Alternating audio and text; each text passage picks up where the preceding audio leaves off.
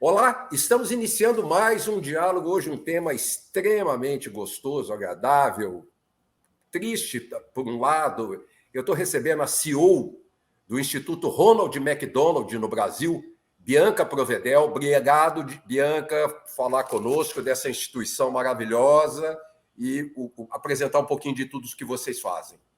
Muito obrigada pela oportunidade. Boa tarde a todos. É um prazer estar aqui, poder partilhar esse momento e falar um pouco dessa causa que nos move, que nos faz ir além aí há 24 anos, trabalhar aí pelas crianças e adolescentes com câncer do Brasil.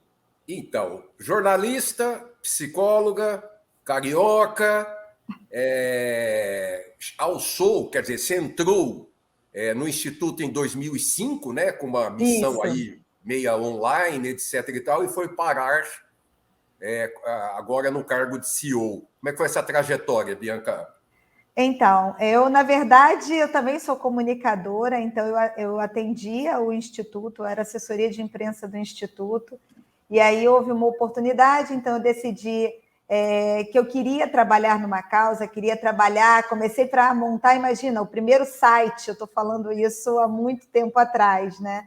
Então, depois de lá, eu assumi a área de comunicação, depois houve uma junção entre a área de comunicação e a área de captação de recursos, de mobilização de recursos. Assumi, então, em 2007, a campanha do Mac Dia Feliz, a coordenação nacional da campanha do Mac Dia Feliz, que é a maior campanha hoje em benefício de crianças e adolescentes com câncer no Brasil. Os resultados foram crescendo, e então assumi toda a área de captação e, há 2 anos atrás, recebi o convite para assumir, né, a diretoria executiva, para ser a CEO, estar representando aí a organização, o capítulo brasileiro dessa organização, que é uma organização global, presente em mais de 64 países do mundo. Era essa a colocação, para você contar um pouquinho, que a coordenação é em Chicago, né? Exato. A Ronald McDonald House Charities, e eu queria que você contasse um pouquinho, né? Esse casamento, que às vezes as pessoas pensam que é no Brasil o Instituto, né? E na realidade ele é global. Exatamente. Então, a Ronald McDonald House Charities, ela é um sistema beneficente global que está presente em mais de 64 países e sempre com a missão de apoiar saúde e bem-estar de crianças e suas famílias. Então, em cada país, estabelece-se uma causa de acordo com a demanda latente daquele país, de acordo com o cenário, com a realidade, né? Então, se estabelece uma finalidade, ela tem um olhar específico ou, às vezes, um olhar mais amplo, como é no caso dos Estados Unidos, em que não há uma causa tão premente, então eles podem apoiar a saúde de uma forma mais ampla, né? Então, esse trabalho começou no Brasil em 1999, o Instituto Ronald McDonald. E por que a gente tem esse nome, né? Porque o McDonald's, ele é o parceiro fundador desse sistema beneficente global lá em Chicago e é também o parceiro fundador em todos os países onde opera e inicia-se esse trabalho social. O McDonald's é sempre um grande parceiro, apoiador, para a gente poder seguir a missão. Então, em cada país a gente tem uma causa. No Brasil, a nossa causa é o câncer infanto-juvenil por 2 motivos. O primeiro, pela história do nosso fundador, que ele teve um filho com câncer, né, tentou salvar o seu filho, levou seu filho para o exterior. Infelizmente, o filho dele não conseguiu sobreviver, mas quando ele retornou para o Brasil, ele retornou com vontade de poder apoiar outras crianças que talvez não tivessem as mesmas condições que seu filho teve de ir para fora. E aí, então, nesse momento, acontecia o Mac Dia Feliz. O Mac Dia Feliz estava nas suas primeiras edições no Brasil. Ele conheceu, então, o presidente do McDonald's, fundou-se a primeira casa Ronald McDonald, né, em parceria, e, a partir dali, entendeu-se a necessidade de um trabalho mais nacional, um trabalho com olhar pelas demandas do país, e, então, o Instituto foi fundado, né, com o apoio do McDonald's e de diversas outras empresas e sociedade civil. A gente foi fundado. E por que a gente permanece no câncer infanto-juvenil? Porque é a primeira causa de morte em crianças de 1 a 19 anos no Brasil. Então, é uma causa que é urgente, que é latente, em que a gente tem aí grandes gargalos e que a gente trabalha pelo aumento das chances de cura, né? Hoje, quando a gente começou as chances de cura giravam em torno de 35%. Hoje a gente tem no Brasil uma média de 64%, mas o nosso objetivo é chegar a 80% de chance de cura, que é o indicador dos países com alto índice de desenvolvimento humano. Eu tenho conversado com diversos especialistas na área de saúde e devido à longevidade que nós estamos chegando, nós passamos rapidamente de uma média de 50 para 60, estamos acima de 70 anos, mas também os casos de câncer, né, nas pessoas com mais idade se agravou barbaridade, dada a incidência por idade que acontece nas diversas áreas do corpo humano. E, como você disse, pelo próprio fundador, no histórico do fundador do Instituto, ele teve um caso na família dele para essa dedicação infanto-juvenil que vocês protagonizam em termos de Brasil. E como vocês recebem a destinação de verba? Porque vocês têm não só o cuidado com a criança, adolescente que está acometida desse câncer, mas também com a família, o pós-tratamento. Então, os recursos, né? Como é que são angariados esses recursos? Maravilha. Foi interessante isso que você colocou sobre a longevidade, que eu acabei de retornar de Chicago, de uma conferência em que se reuniram, e foi tratado um pouco sobre esse tema, sobre longevidade e pediatria, né? Como essas duas interfaces conversam. Mas falando um pouquinho sobre como o Instituto atua, então a gente tem, como você disse, esse olhar na família, antes, durante e após o tratamento. Antes, com diagnóstico precoce. Por quê? Porque hoje, de cada 10 crianças que estão tendo a doença, de 2 a 3 estão morrendo sem o diagnóstico. Então, é urgente que a gente consiga ampliar o diagnóstico. E como é que a gente faz isso? Capacitando a saúde básica, que é a porta de entrada dessas crianças no sistema de saúde, para que esses profissionais possam suspeitar da doença e saber para onde diagnosticar e para onde essa criança pode ter um melhor tratamento. Então, esse é o primeiro estágio. O segundo é o tratamento, que aí é apoiar diretamente os hospitais, né? Então, a gente apoia os principais centros de referência hoje SUS do país, apoiar com equipamentos, com estrutura, com tratamento humanizado e para que eles sigam os melhores protocolos também, né, de tratamento junto às crianças. E o terceiro é quando a gente prepara essa família para retornar para a sua cidade de origem, porque o maior medo deles, por terem uma condição socioeconômica desfavorável, é porque ao longo dessa jornada perderam emprego, ao longo dessa jornada eles muitas vezes já não têm mais casa ou têm uma casa sem condições, não têm condições de manter a qualidade nutricional que essa criança precisa. Então, a gente precisa prover estrutura para devolver essa família para a sociedade. E aí, então, a gente faz intervenções na casa, como saneamento, água potável, apoio nutricional, empregabilidade para os pais e também mantém o vínculo escolar dessas crianças para que elas possam retornar para suas escolas de origem. Então, por ser um trabalho tão amplo, necessita de muitos recursos, né? Hoje, a gente tem um déficit ainda de cerca de 50% das nossas necessidades, a gente não consegue alcançar e, por isso, a gente não tem conseguido ainda alcançar a escalabilidade, mas os principais recursos que compõem essas ações são os recursos da campanha do MEC Dia Feliz, que vai ser realizada no próximo dia 26 de agosto, em todo o país, em que o Big Mac é destinado para apoiar a oncologia pediátrica, também com doações de outras empresas, pessoas físicas que são doadores recorrentes, campanhas e eventos que nós temos, como jantar de gala, torneio de golfe, arredondamentos de troco, cofrinhos. Então, nós temos um grande portfólio de ações de captação de recursos em todo o país para que a gente possa suportar esses projetos e trazer o impacto social a nível Brasil. É importante isso que você falou e eu vou destacar, porque eu tenho certeza que tem muita gente que pensa que é o McDonald's quem banca sozinho o Instituto Ronald McDonald. Então, é importante deixar claro aqui na nossa comunicação que as pessoas podem contribuir, que as pessoas podem colaborar, que o Instituto tem um déficit de 50% da necessidade E quem quiser participar e colaborar, como que faz, Bianca? Além dos eventos. Lógico, pode entrar no nosso site agora, institutoronald.org.br. Lá é possível fazer uma doação online, lá é possível fazer uma doação recorrente, é possível entrar em contato também uma empresa, entrar em contato com o nosso time de captação e pensar em que tipos de parceria ou que tipos de recursos é possível serem doados, produtos e serviços também, porque nós temos as casas Ronald McDonald pelo Brasil e os espaços da família que contam também com o nosso recurso para manutenção. Então, muitas vezes, produtos e serviços podem fazer com que o nosso custo operacional desses projetos reduzam. Então, no nosso site é possível encontrar tanto a forma de doar diretamente, quanto como entrar em contato com o nosso time, assim como nas nossas redes sociais. Nós temos o Instagram Instituto Ronald, nós temos também canal dentro do Facebook, temos LinkedIn e temos um time de captação à disposição, porque realmente hoje a gente conta com mais de 20 a 30 empresas, além do MacDia Feliz, que apoiam o Instituto, mas ainda assim, uma doença tão cara e a nível Brasil, para que a gente consiga alcançar os resultados que a gente precisa, precisamos ainda de uma grande corrente de solidariedade. E conte conosco que você pode ter certeza que a gente vai te ajudar, pede para a Adriana, mandar material seu, etc., tal, que a gente vai colaborar.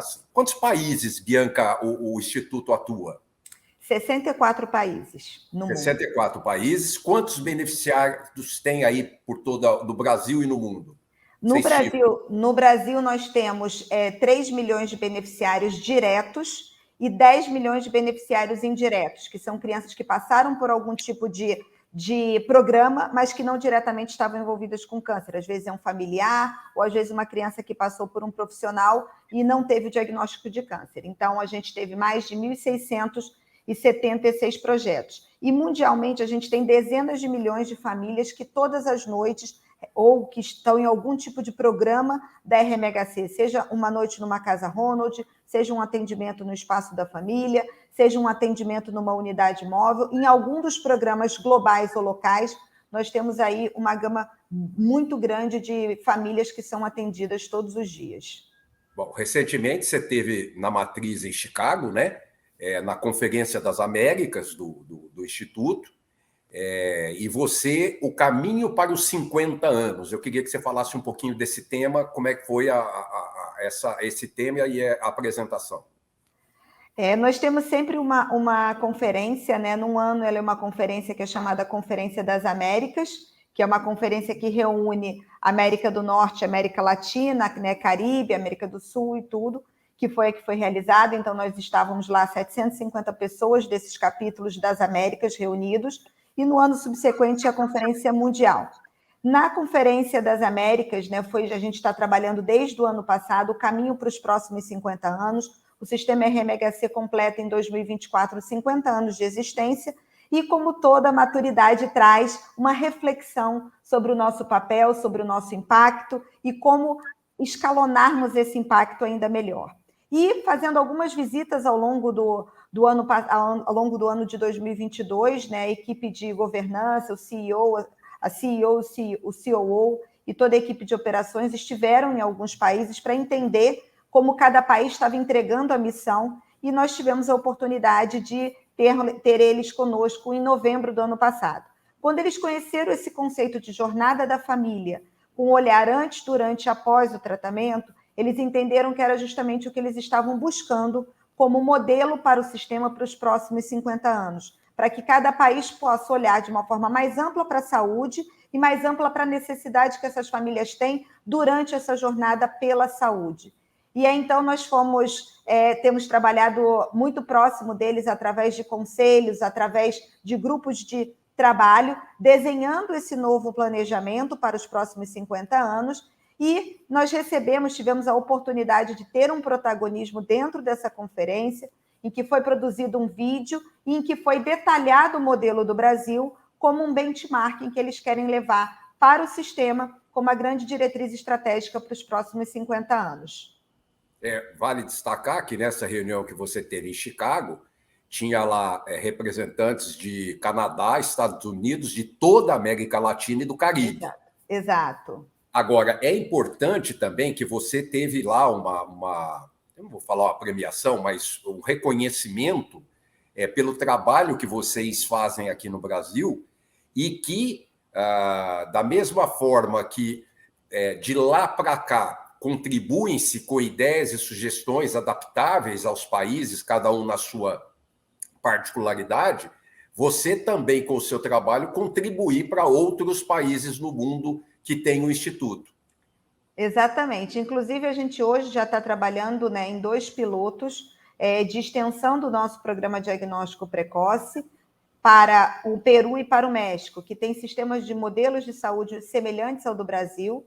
Então, a gente está justamente adaptando e conversando com os especialistas de lá para que a gente possa exportar conhecimento e também importar conhecimento. Então, eu acredito que essa oportunidade de fazer parte de um sistema global, em que essa possibilidade de trocas entre os países, trocas de tecnologia, trocas de inovação, trocas de ideia, trocas do que deu certo, do que não deu, nos guia por um caminho muito mais consistente, muito mais perene e com muito mais êxito. Então, o grande tema foi inovação pela saúde, inovação para a saúde, né? E até trazendo um pouco do que você comentou sobre a longevidade, a gente está tendo uma diminuição de profissionais que têm escolhido a pediatria como caminho da medicina, até pela quantidade pela longevidade da população, então tem havido, né, uma grande migração de profissionais da saúde para a terceira idade, e isso tem feito com que nós precisemos, né, de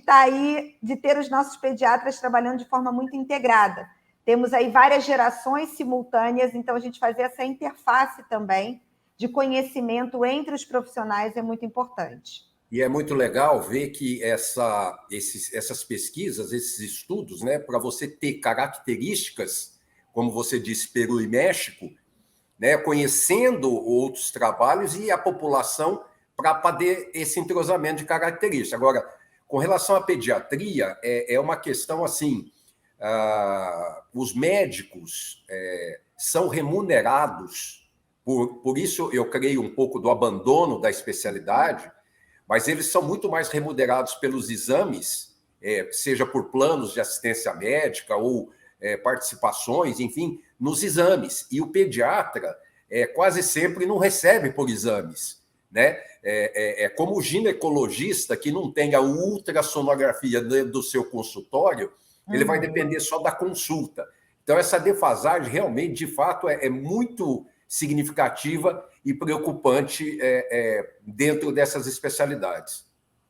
Exato. A gente até no nosso encontro, a gente tem uma comissão médica que nos apoia na avaliação dos projetos, né? Falando um pouquinho sobre como o Instituto avalia os seus projetos. Então, a gente anualmente abre um edital, instituições do Brasil inteiro têm a oportunidade, que tem cadastro com o Instituto, ou seja, que possuem todas as certificações adequadas, elas podem submeter dentro das linhas do nosso edital, que são linhas que priorizam justamente as necessidades da jornada da família. Então, elas podem submeter projetos, esses projetos são analisados por uma comissão médica e por uma comissão executiva, então são aprovados. À medida que eles são aprovados, eles passam a receber recursos, esses recursos eles são destinados de acordo com o cronograma do projeto, para que a gente possa acompanhar a execução e acompanhar a correta aplicabilidade dos recursos, e, posteriormente, então, nós realizamos uma auditoria, tanto financeira,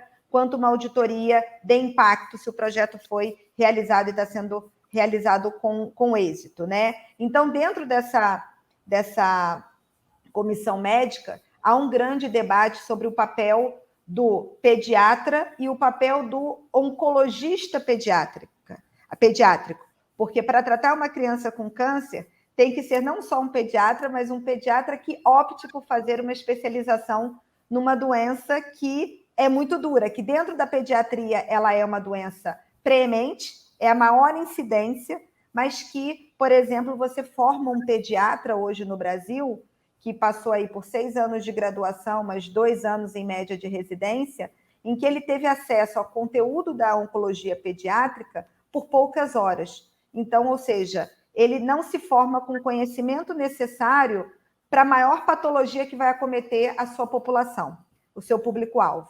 Então, há muito essa conversa sobre como a gente trazer mais, né, os pediatras, as universidades, para esse diálogo e sobre esse contexto.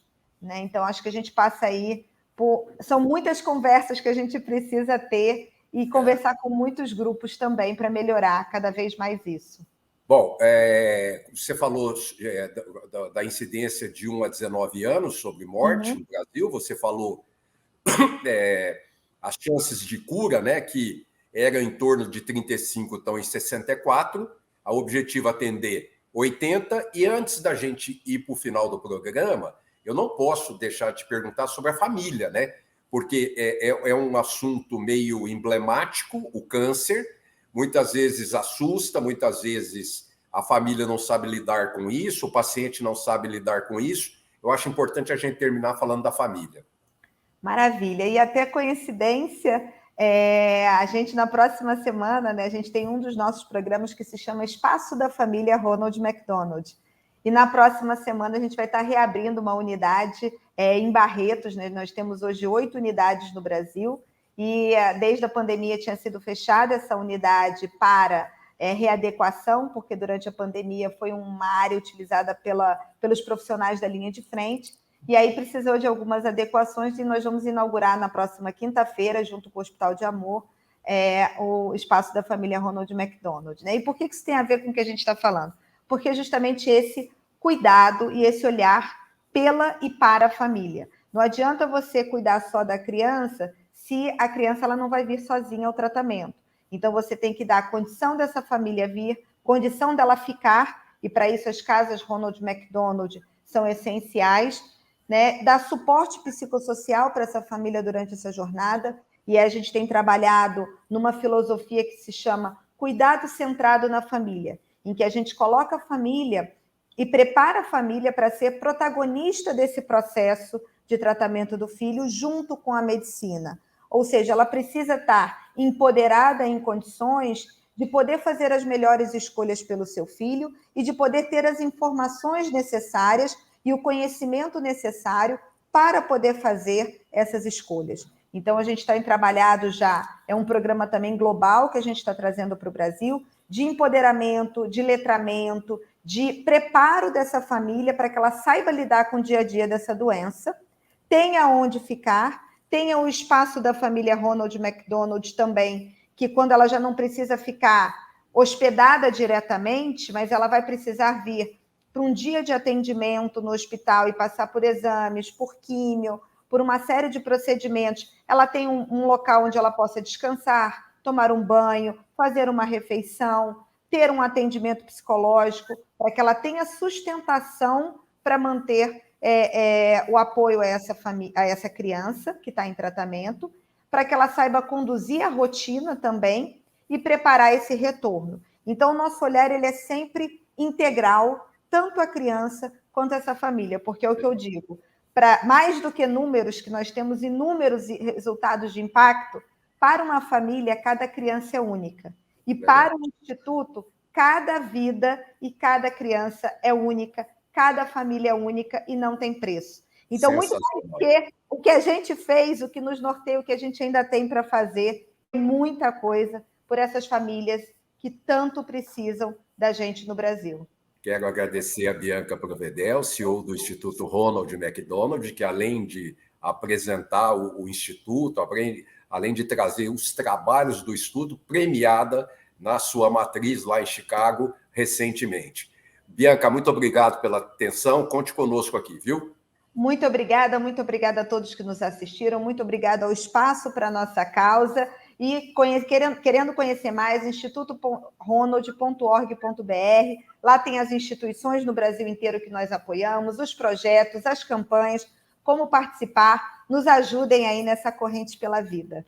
Pessoal, semana que vem estaremos de volta. Até lá!